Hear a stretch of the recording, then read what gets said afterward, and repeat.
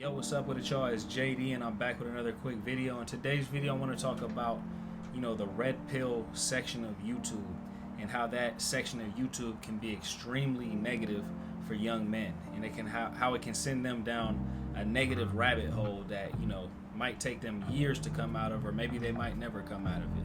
But before we get into the video, if you guys are interested in fitness, health, and overall growth content, go ahead and subscribe to the channel, hit that notification bell so you can get updated every time I drop new content. So what am I talking about when I'm saying that this red pill section of YouTube is extremely negative? So basically, my take on the red pill is that, at least the YouTube version of the red pill is that, it's basically a men's community where it's almost like a victimhood community where men are kind of, basically complaining about, how women have it so much easier than men, and how, men have too many responsibilities, and how there's so many unfair advantages for certain people in this world based on, based on their genetics, or if they have money, or if they have this or have that. But at the end of the day, when I look at, that type of content, all I can hear is just a bunch of excuses. Because, when it comes down to being a man, there's a lot of responsibility that comes along with being a man. There's a responsibility to produce. There's a responsibility to lead. And these aren't things that come overnight. They're not things that are just given to you. They're not things that you're just born with. And I think that's kind of tied into this instant gratification, aspect of our society, that they feel like that, a lot of people, not just men, feel like, they should be rewarded for just existing. It's almost like, these men in this red pill community, they feel like because they're a man and because they were born a man, that means that they're entitled to a woman. That's not the way things work. If you go into the animal kingdom, let's just take lions for instance. They've got to fight for everything. A lion has to fight to keep his pride. A lion has to fight to take over a pride, and usually that fight is to the death. And it's a lot more harsh in the animal world than it is actually in the human being world. When a male lion takes over another pride, the male lion, one of the first things that he does is he kills the cubs of the other male lion, because he doesn't even want any of that DNA to be around. He wants to create his own seeds, and he wants to, it's like a natural instinct for him to want to get rid of the competition and create his own seeds and have his seeds spread. But in the human being world, it's a similar thing, but it's not as harsh. Now, as far as the definition of what red pill is, I actually think that most people who partake in that red pill community or that red pill section of YouTube have actually never seen the movie The Matrix, because they actually represent a lot of the things that the movie The Matrix actually kind of shuns. When Neo was offered the red and the blue pill was kind of like ignorance is bliss. It's still, you still want to participate in society. You still want to play the game. And in this society, I look at the blue pill as participating in the materialism, participating in the superficiality, getting caught up in the media, and nowadays getting caught up in the social media as well. To me, that's all what I really consider the Matrix. Now, what the red pill would be is to be on your, your spiritual journey, to be on your growth journey, to realize that, these physical things in this world don't necessarily mean anything. And, if you really want to break down the red pill, I think it means more of that than it means just to see, human nature is human nature. You're always going to be dealing with human nature anyways. So I think that the red pill means more of it's more of a spiritual thing than it is actually a physical thing. And I think a lot of the people in the red pill community are still caught up in this superficial and material world. And one of the reasons why I think that a lot of these guys are still caught up in this superficial and material world is because they seem to be lusting after the same women that they like to talk down on. Like, it seems like the type of woman that they actually want is that Instagram thought, or they want that woman who's, the gold digger, or any of these type of women who are kind of caught up in the material and superficial aspects of the world, because they seem to be so mad because they can't get them. But at the end of the day, if you're somebody who's actually taking the red pill, you're going to be more attracted to that woman who's maybe on her spiritual journey. or you're maybe going to be attracted to that woman who's looking for a man who's very strong within and not necessarily has all the material items and all the the superficiality, or maybe the status, or maybe the job title. There's plenty of women out in this world who are not consumed by that type of stuff. So if you're actually somebody who's about the red pill, then maybe you should start looking for a different type of woman instead of looking for the woman who's on Instagram who has this certain look. You guys are, let me not say you guys, I'm not gonna say that the people watching this video are the ones who are consuming this red pill content, although some of you guys probably are consuming that red pill content. But a lot of these guys are saying that that they don't like these attributes in the women, but those are the women that they're attracted to. And that's the reason why I like to say that social media is really the matrix, because when you get stuck in social media and you get programmed and conditioned to social media, you start being attracted to the women that you see on social media. And the women that you see on social media, number one, most of them aren't natural, and then number two, they don't even necessarily look like how they look on social media in real life. And at the end of the day, if you want a woman to be attracted to you from within, then that means that you should be attracted to that woman's energy, her vibration, and what she offers from within. So if you're not living your life like that, then you're almost being hypocritical. You can't say that you want a woman to like you for you, but then you only like the woman because she has, a big whats and a big what. You know what I mean? That just doesn't really make sense. It's not really fair to expect something from somebody else that you're not willing to do yourself. If you do want to participate in this society and you do want to kind of play by this society's game, it's a hierarchical society. There's a hierarchy in the society. So as a man, you're going to have that great responsibility, and you're going to be expected to produce, and you're going to be expected to add value. And that's normally the way that women choose their mates. It's just like in the animal kingdom. Women choose their mates on who can take care of them or whose seed can survive the longest. You know what I mean? So women are going to be looking for guys, it's just natural for them to want to have a guy who's taller, maybe bigger, stronger. That's just a normal, human thing for, as far as evolution goes. You're always going to be looking for the strongest mate. And the same thing goes for men. You're always going to be looking for the strongest mate as well.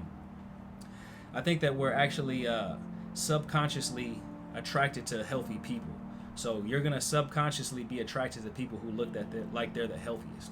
And so as far as that goes, that's just on the physical end. But then as far as human beings go, we can add value in a lot of other ways. It might be our personality. It might be the energy that we emit. We can add value in terms of our finances. We can add value in terms of our resourcefulness. There's plenty of different ways that we can add value as men. So I think that, if you are going to play that game of, want to attract women based on what you have, not based on what you have within, then you're going to have to just step your game up. And having that victim type mentality is not going to get you, higher up on the hierarchy, or higher up on the totem pole, you might want to say.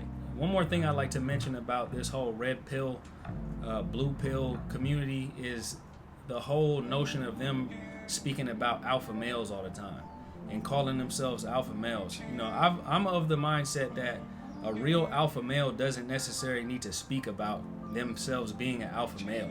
And in general, I feel like everybody kind of has like alpha male traits, and maybe in this part of their life, and then maybe they're a beta male in this other aspect of their lives, or maybe they're a natural born leader in this aspect of their life, and maybe they're not as much, maybe they're a little bit more passive in this aspect of their life. I don't think anybody's like some pure alpha male who's just oozing this confidence no matter what situation that they're in, when they're around women, or if it comes down to physical confrontation and finances, business, and you know what I mean? I don't really believe in all that.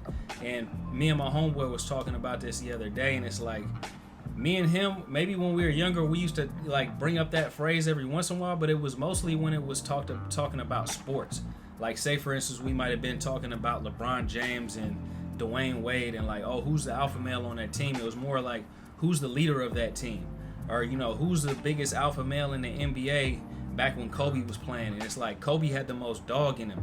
So Kobe was the biggest alpha in the league, and I don't think there was too many people who would disagree with that. So we will more so talk about alpha male when it comes down to like competitive sports, professional sports.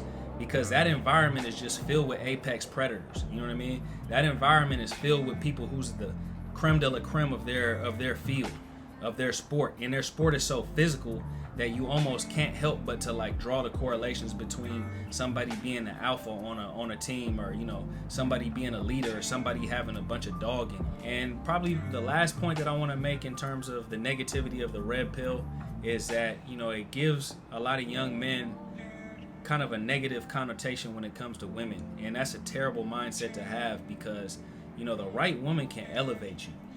The right woman can send you and give you the type of energy that nothing else in this world can give you. The right woman can elevate you to levels that you probably never even thought you would go to.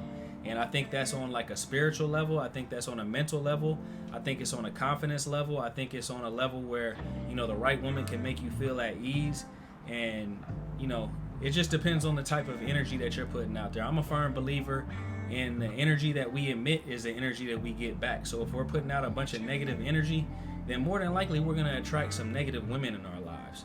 And if we're putting out nothing but positive energy and we're operating on a high vibration, we're operating on a love vibration, then more than likely we're going to, attract those positive women. We're going to attract those women who are on a love vibration, who are bringing us nothing but, prosperity into our lives. And for myself, I've never really had a problem attracting women, so I've never really felt the need to be super upset about not being able to have my pick of the litter. And that's not anything that I'm necessarily trying to brag on. But, and even everybody deals with trauma, and everybody might have like some complaints here or there when it comes down to dating or whatever it may be. And, just to share with you guys something more on a personal level, I'm 36 years old, and the last relationship I was in was the first relationship anybody's ever broken up with me. And instead of going down a negative rabbit hole and like having this negative feeling towards women, I've actually had probably the most positive experience with women since. And I've had the most positive like view on women ever since that's actually happened to me, because I've always been the one doing women wrong. I've always been the one who's been breaking up with women and not really even thinking about it. So it just never was anything that was on my mind. So, and to be fair to my ex-girlfriend, she did absolutely nothing wrong. You know what I mean? She just, she just wanted to move on. It wasn't working out. And that is what it is. But at the end of the day, I've done extremely wrong in terms of breaking up with women. I've cheated on countless girlfriends. As a matter of fact, I think my last relationship might have been the only relationship I've ever had where I didn't cheat on my girlfriend. So that just tells you that I was operating on a negative frequency before. And at this point in my life, I'm of course I feel like I've changed a lot, and I've turned a new leaf, and I've my vibration is extremely way more positive now. But like I said, basically I think that experience has actually helped me see what I've done to other people wrong, or see what type of pain I might have caused on other people. Because when I got broken up with, you gotta understand, I was 35 years old and had never gotten broken up with in my entire life. So it was a complete ego hit for me. I took a huge beating to my ego. So that was something that I had to deal with. And at the end of the day, one of the best things I did was take a little mini break from dating. And then eventually, I ended up meeting a chick who was like super cool. Probably one of the most positive experiences I've ever had in terms of like, meeting a female. And I actually was trying to just keep it as friends with her, but it ended up turning into more.